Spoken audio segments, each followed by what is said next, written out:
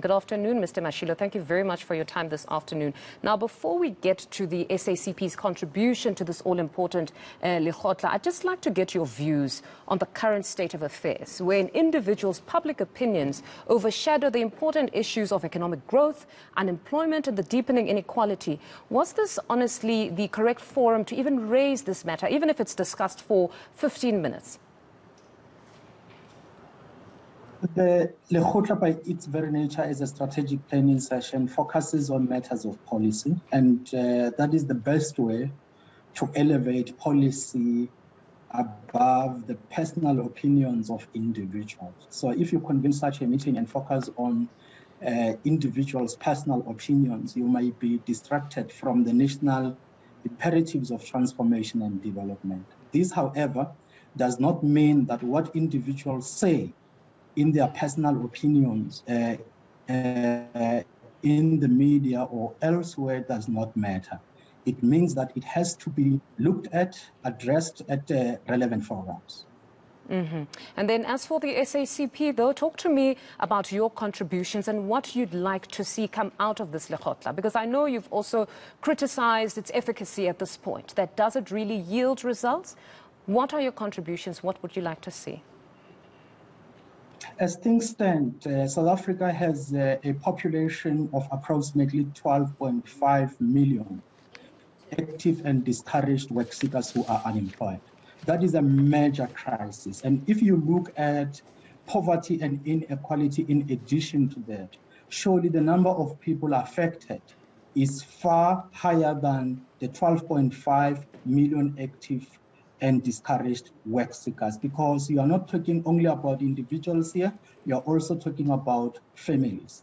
And this manifests itself, for example, in education, as you have seen with the matric results, children from many poor areas, underdeveloped areas, and so on, did not do well, while those whose parents have money to attend quite expensive schools have done very well. So what we expect from this Lekgotla is a decisive advance and a message of hope to South Africans that within a reasonable period of time, South Africa will achieve a turnaround against the crisis high levels of unemployment, poverty, and inequality.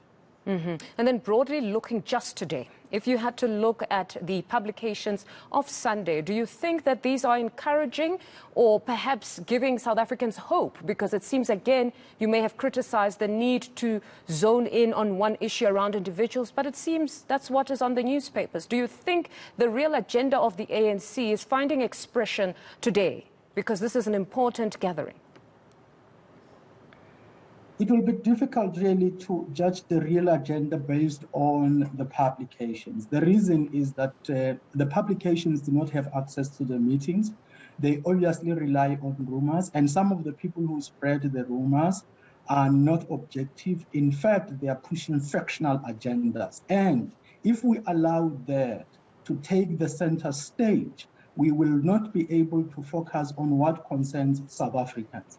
What concerns South Africans at this moment is for us to achieve a turnaround against high levels of unemployment, poverty, inequality. It's for us to resolve the problems of national energy production and energy supply.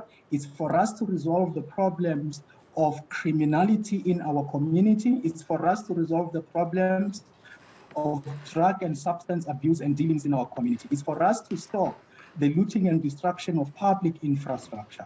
If we do that, we will be responding to the aspirations of South Africa, and in that way, we will be relevant and even overcome factions, because factions are not based on content. If you look at the publications today, there is absolutely almost nothing about content. It's about individuals. Who said what, who didn't say what, and those things are influenced by the fact that, or in fact compounded by the fact that this year all alliance formations are going to their conferences. Our message as the SACP is that alliance partners must use this rare opportunity where they will all be holding their conferences, with the ANC expected to hold its 54th national conference, COSATU its 14th national Congress, and the South African Communist Party its 15th National Congress. That is surely the platform for us to respond to the needs of South Africans through policy. We must look back from 1994 up to 2022 and ask ourselves, why has unemployment risen so much? Are the policies that we have effective to overcome this crisis? To the extent that this crisis not only remained persistent, but became worse. What changes must we make in our policy space in order to be useful and strategically relevant Mr. Mashilo, to the people what have been the SACP's contributions, particularly on policy? Because I know at times, based on your school of thought as a communist party, generally we would find that you would be at loggerheads with the finance minister and just the policy positions of where they want to take the country when we speak of fiscal consolidation, etc. So what were your contributions around policy formulation? Firstly, we want a review of the macroeconomic framework. After 1996, we have seen rapid levels of liberalization, in some instances taking trade tariffs or import duties to levels far below the World Trade Organization bound rates. We could see the results that has had. South Africa is dominated by imports. We have not been able to develop national production. Manufacturing is experiencing deindustrialization. For that to happen, we definitely have to review international trade. We also have to strengthen industrial policies, focus on industrialization, manufacturing development, expansion, and diversification. We must look at monetary policy and the role of the Reserve Bank. Particularly, we must assert employment creation in the mandate of the Reserve Bank. I clearly see a clash coming, Mr. Mashilo, if you're talking about perhaps looking at policy around big business, if we're going to make it more favorable. You're saying it's a concern, but I've heard Treasury on many instances stating that they need more favorable conditions for even those multinational companies in South Africa. But you're saying it needs to be reviewed. It hasn't benefited South Africans at the very least. To have a population of 12.5 million unemployed in a single country is a crisis. That population is higher than the total national populations. Employed, unemployed, economically inactive students, and many others in many countries. I mean, look at the population of Swaziland, far below the unemployed population in South Africa. Look at the population of Namibia. Look at the population of Botswana, Lesotho. Look at the populations of many countries in Europe. In total, they are far below the unemployed population in South Africa. That is a crisis. You cannot assert that the policies you have worked. We must not shy away from differences and disagreements. We must put our positions on the table and resolve the contradictions. People are unemployed, people are hungry, people want a better life. There is no better life in unemployment, in poverty, and in inequality.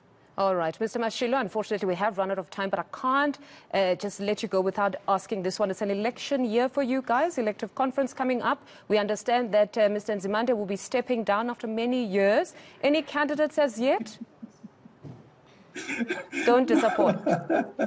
You are quite advanced. You are quite advanced. We have not opened the nomination processes. It's very important. We have to try. What we can assure is that you are quite advanced. I respect your intelligence gathering capacity and capability. We aspire to that. We have not opened the nomination process, but what I can confirm on behalf of the party is that at the 15th National Congress, there will be leadership elections. There might be changes. There might not be changes here and there, but that is upon the structures and members of the party to decide. What we will do is to ensure that the process is orderly and is exemplary, so that when we say to our alliance partners, this is what we propose, we will be giving leadership by example. All right. No, Mr. Mashilo, thank you very much for your indulgence.